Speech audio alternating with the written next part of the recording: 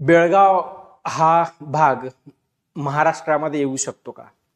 आणि त्याचं जे उत्तर आहे किंवा त्याच्या संदर्भातली जी चर्चा आहे ती भारतीय राज्यघटनेमध्ये आर्टिकल 3 मध्ये आहे. नमस्कार. निश्चय एमपीएससी अकॅडमीच्या या ऑनलाईन प्लॅटफॉर्मवरती तुमचं खूप स्वागत आहे. आपलं जे काही नवीन संविधान सिरीज या नावानं सिरीज सुरू केलेलं आहे आणि त्या सिरीज मधलं आपलं आजचं जे आर्टिकल आहे ते आर्टिकल 3 आहे. आर्टिकल 3 मध्ये काय आहे, इथं काही घटनादुरुस्त्या झालेल्या आहेत का, किंवा आर्टिकल 2 शी त्याचा काही संबंध आहे का, किंवा सुप्रीम कोर्टचे याचे काही जजमेंट्स आहेत का, या संदर्भामध्ये आज आपण डिस्कशन करणार आहोत.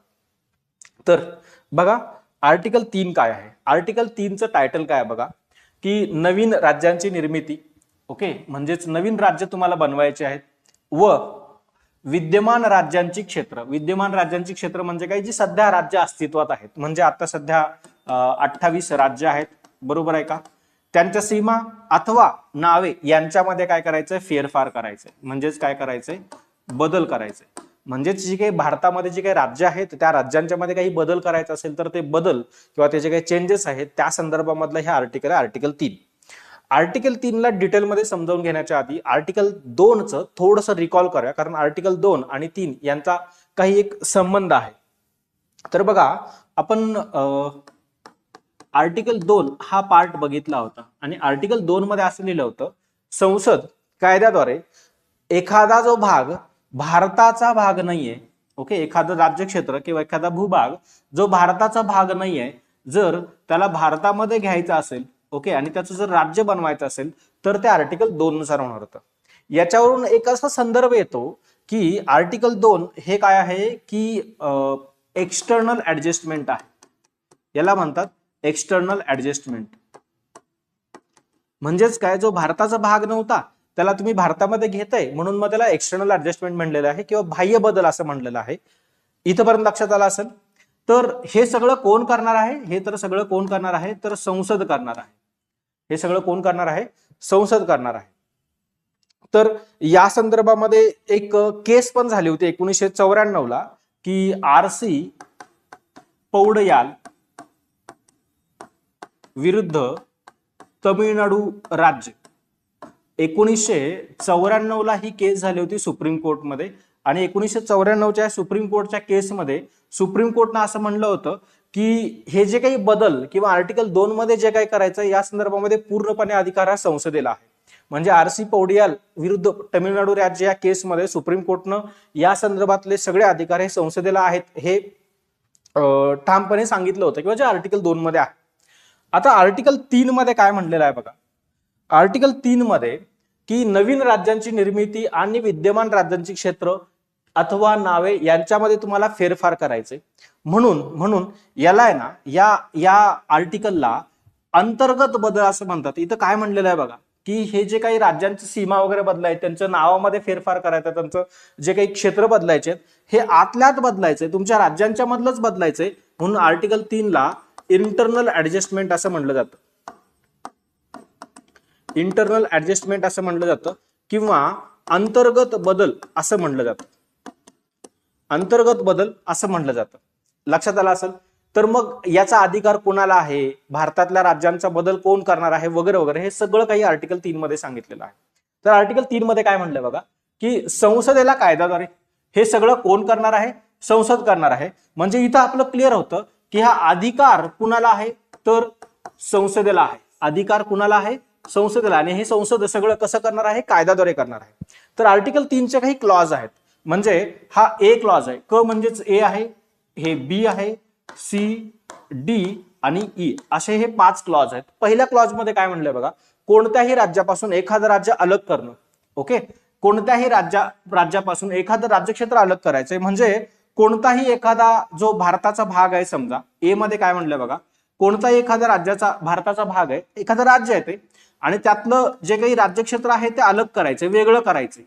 जर ते करायचं असेल तर ते आर्टिकल 3 नुसार होईल.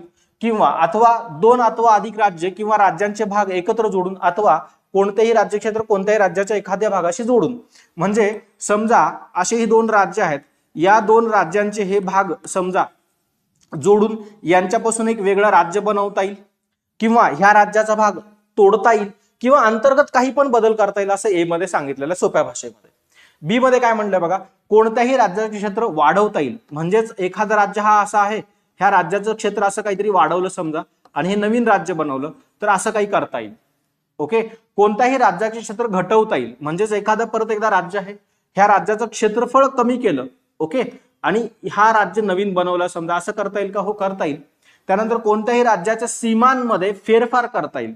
समजा एखादं राज्य त्याच्या सीमामध्ये फेरफार करता येईल. म्हणजेच काय, त्याचा राज्याचा भाग कुठल्या तरी दुसऱ्या भागाला दिला, नाही दिला, काहीतरी बदल केलेला आहे, पण त्याच्या सीमा बदललेल्या आहेत, त्याचा बाउंड्री बदललेला आहे, त्याचं त्या राज्याचं क्षेत्रफळ बदललेलं आहे.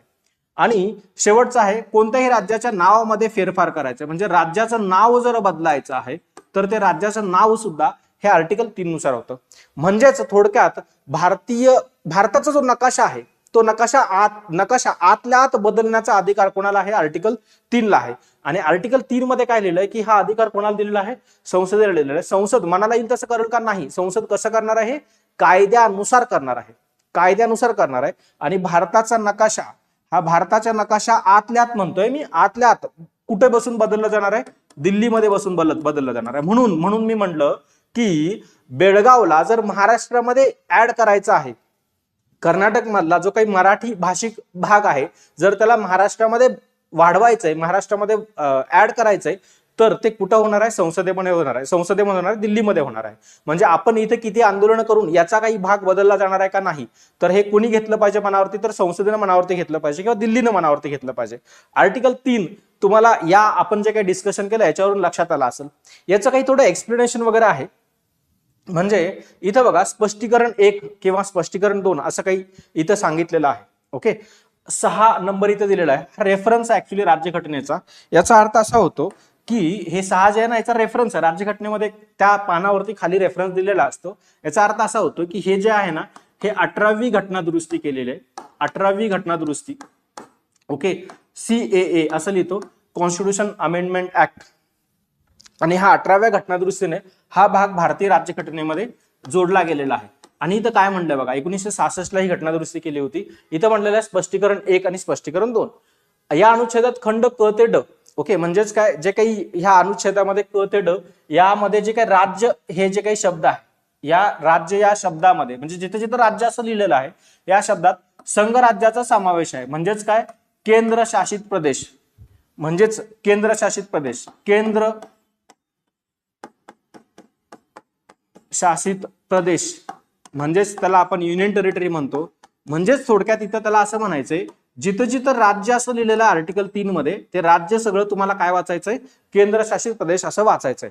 ओके, खंड स्पष्टीकरण 2 काय म्हणलंय? खंड क म्हणजेच ए मध्ये संसदेला प्रदान केलेल्या अधिकारामध्ये कोणत्याही राज्याचा किंवा संघराज्याचा एखादा भाग अन्य कोणत्याही राज्याला किंवा संघराज्य क्षेत्राला जोडून नवीन राज्य अथवा नवीन संघराज्य बनवण्याच्या अधिकाराचा समावेश असेल. थोडक्यात या सगळ्याचा अर्थ असा होतो की आर्टिकल 3 मध्ये जे तिथं फक्त असं म्हणलं होतं की राज्यामध्ये फेरफार करायचंय, तर इथून पुढे या स्पष्टीकरणानंतर असा त्याचा अर्थ झाला, आर्टिकल 3 मध्ये जे काही राज्य आहे त्या राज्याला तुम्ही युनियन टेरिटरी पण समजायचंय. म्हणजेच एखादा केंद्रशासित प्रदेश एखाद्या राज्याला जोडणं किंवा 2 केंद्रशासित प्रदेश एकत्र करून त्याच्यापासून एकच केंद्रशासित प्रदेश बनवणं, किंवा जे आता एक केलेलं आहे दादरा नगर दीव दमन जे केलेलं आहे, किंवा एखाद्या केंद्रशासित प्रदेशाला राज्य म्हणून घोषित करणं, किंवा जे काही असेल, थोडक्यात हे सगळं हे आर्टिकल 3 मध्ये येईल असं सांगितलेलं आहे. मग मगाशी जे आपण म्हणलं ना की आर्टिकल 3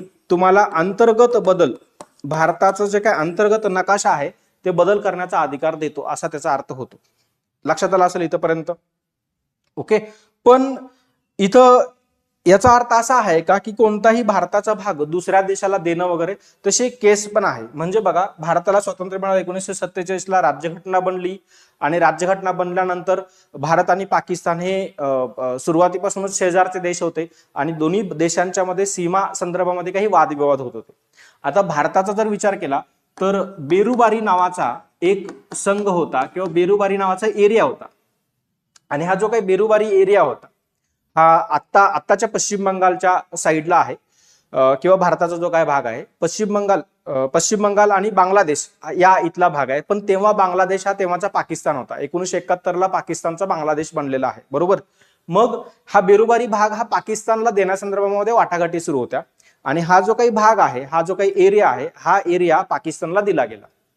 आता प्रॉब्लेम असं झालं की बाबा आर्टिकल 2 मध्ये म्हणलंय की कोणता पण भाग घेऊ शकता, आर्टिकल 3 मध्ये म्हणलंय की तुम्ही आतल्या आत बदल करू शकता, आणि इथं सरकार काय करत होतं की कोणता तरी भाग पाकिस्तानला देत होतं.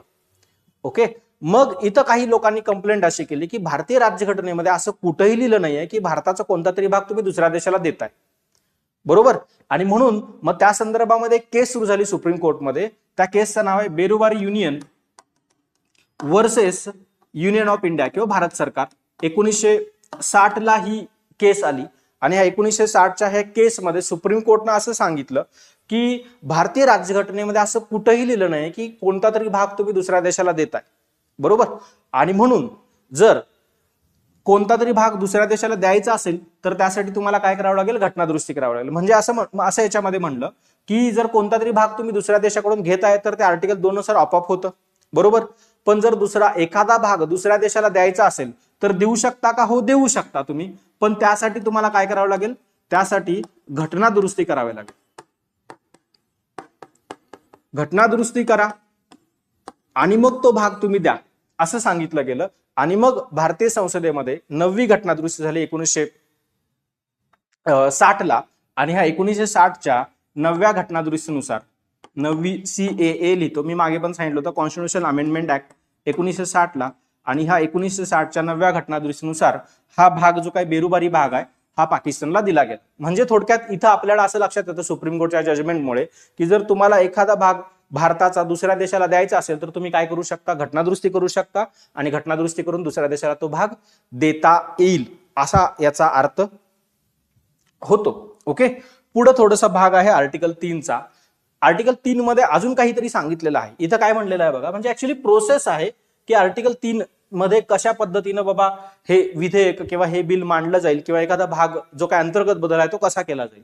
तर इथं म्हणलंय बघा की इथं थोडासा हा किचकट जे काही त्याची भाषा आहे राज्यघटनेची त्याला आपण सोपं करून अभ्यास करूया. इथं बघा, परंतु असे की या प्रयोजनार्थ असलेल्या विधेयकास राष्ट्रपतीची शिफारस असल्याखेरीज आणि जेव्हा त्या विधेयकामध्ये अंतर्भूत असलेल्या प्रस्तावामुळे राज्यांच्या पैकी कोणत्याही राज्याची सीमा, क्षेत्र, नाव वगैरे जे काही राज्याच्या संदर्भामध्ये हे विधेयक आहे, ओके, त्याच्यामध्ये बदल होत असेल तर राष्ट्रपती काय करतील, त्या राज्याकडे ते विधेयक पाठवतील आणि त्या राज्याचं मत जाणून घेतील. इथं बघा राज्यघटनेमध्ये काय आहे, इथं मत जाणून घेतील असं म्हणलेलं आहे.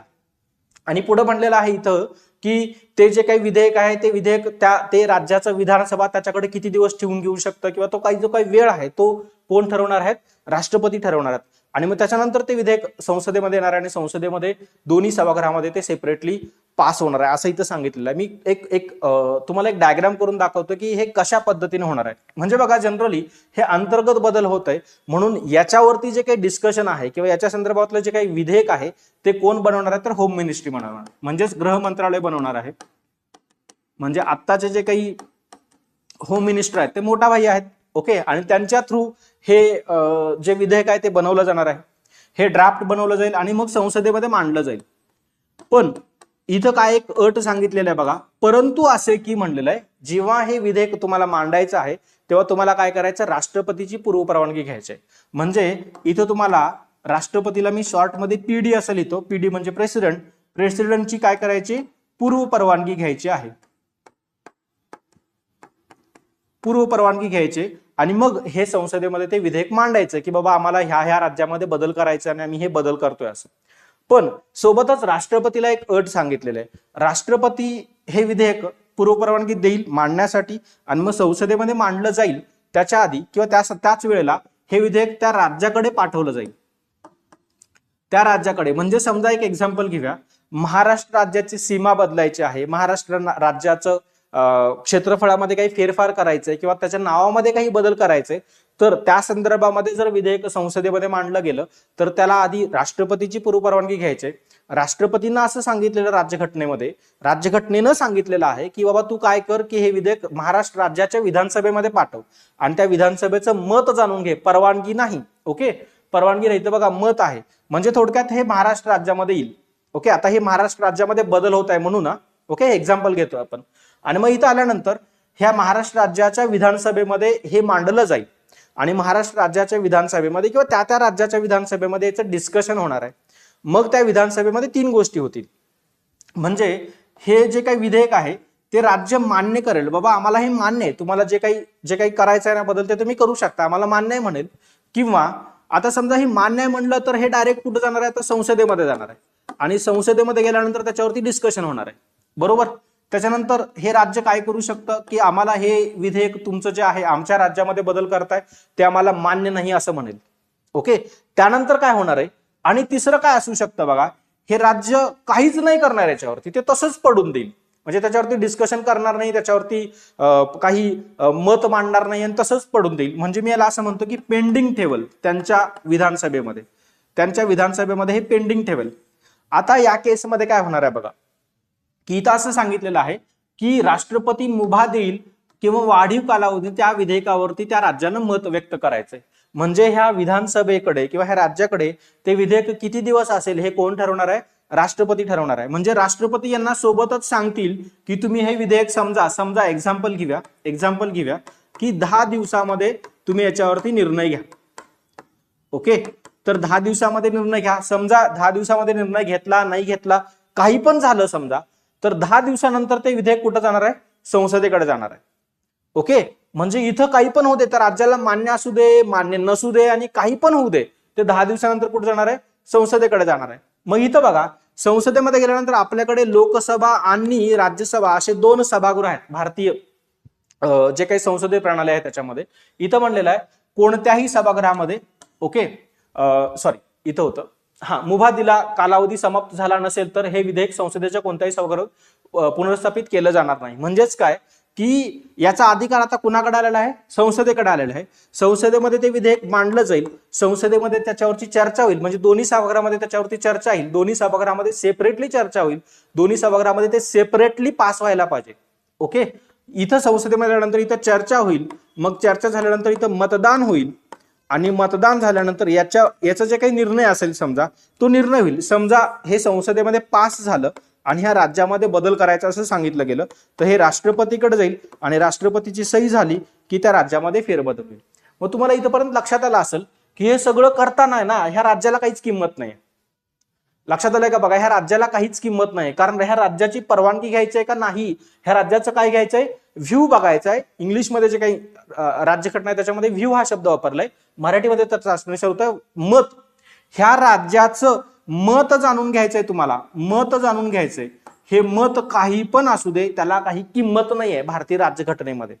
म्हणजे जर हे अंतर्गत बदल जे काय होतंय, मी म्हणून मगाशी तुम्हाला म्हणलं होतं की अंतर्गत बदल जे काय होतंय याच्यावरती अंतिम निर्णय किंवा याच्यावरती जे काही निर्णय घेणार आहे ते कुठं घेतलं जाणार आहे, दिल्लीमध्ये. म्हणजेच मला असं म्हणायचं की संसद त्याच्यावरती निर्णय घेणार आहे. लक्षात आलं असेल, बरोबर. मग या पद्धतीनं आर्टिकल 3 मध्ये जे काय आहे ते भारताच्या राज्यघटनेनुसार की आर्टिकल 3 मध्ये की भारताचा जे काय अंतर्गत बदल आहे ते अंतर्गत बदल होणार आहे. म्हणून मग जे काय आपण सुरुवातीला प्रश्न केला होता की बेळगावमध्ये, ओके, बेळगावला जर महाराष्ट्रामध्ये जर जोडून घ्यायचं आहे तर त्या संदर्भामध्ये आर्टिकल 3 मध्ये स्पष्टपणे असं सांगितलंय की त्याच्यावरती निर्णय कोण घेईल, संसद घेईल. लक्षात आलं असेल. ठीक आहे, थँक्यू.